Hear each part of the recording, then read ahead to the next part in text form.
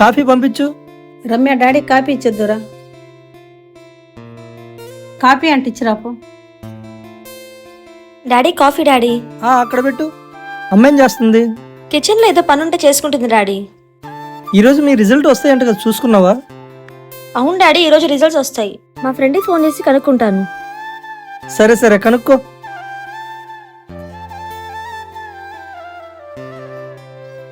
Hello Ramya చెప్పు.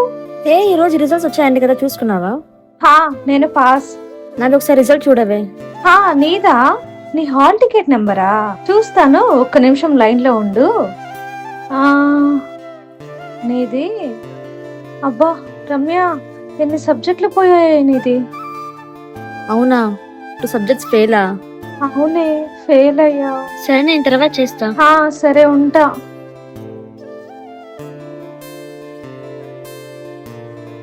ఏంటమ్మా కనుక్కున్నావా?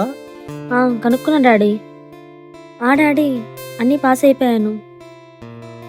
Very good. ఎగ్జామ్లో ఫెయిల్ అయినందుకు బాలుడు ఆత్మహత్య. తెలిసి తెలియని వయసులో ఆవేశపడి ప్రాణాలు పోగొట్టుకుంటున్నారు. ఫెయిల్ అయితే జీవితం అయిపోయినట్టేనా? ప్రాణాలు తీసేసుకుంటారా? ఆ తర్వాత తల్లిదండ్రులు పడే కడుపు కోత ఎవరు తీరుస్తారు? సమాజం మీద అంటదని, తల్లిదండ్రులు తిడతారని ఇలాంటి నిర్ణయం తీసుకోవడం సరికాదు. మీలో సత్యంత ధైర్యం ఉన్నప్పుడు ఆ ధైర్యం చదువు మీద చూపిస్తే బాగుపడేవాళ్ళు కదా.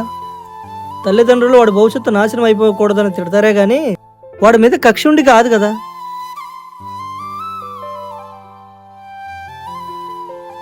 Daddy sorry daddy. నువ్వెందుకమ్మా సారీ చెప్తున్నావు? డాడీ నీకు అబద్ధం చెప్పాను డాడీ. 2 సబ్జెక్టులు ఫెయిల్ అయ్యాను డాడీ. నువ్వు ఫెయిల్ అయినందుకు బాధ లేదమ్మా. నువ్వు అబద్ధం చెప్పావు చూడు, దానికి బాధ అనిపిస్తుందమ్మా. ఫెయిల్ అయితే ఏమైందమ్మా? దానికి అబద్ధం చెప్పాలా? రేపైనా ఆ విషయం నాకు తెలుస్తుందమ్మా. అప్పుడేం సమాధానం చెప్తావు? డాడీ అది తప్పు చేసిన తర్వాత ఆలోచించే ఉపయోగం లేదమ్మా. ఎంత కష్టమైన నిజమే చెప్పు. రేపటి రోజు అందరి ముందు దోషిగా నిలబడాల్సి వస్తుంది.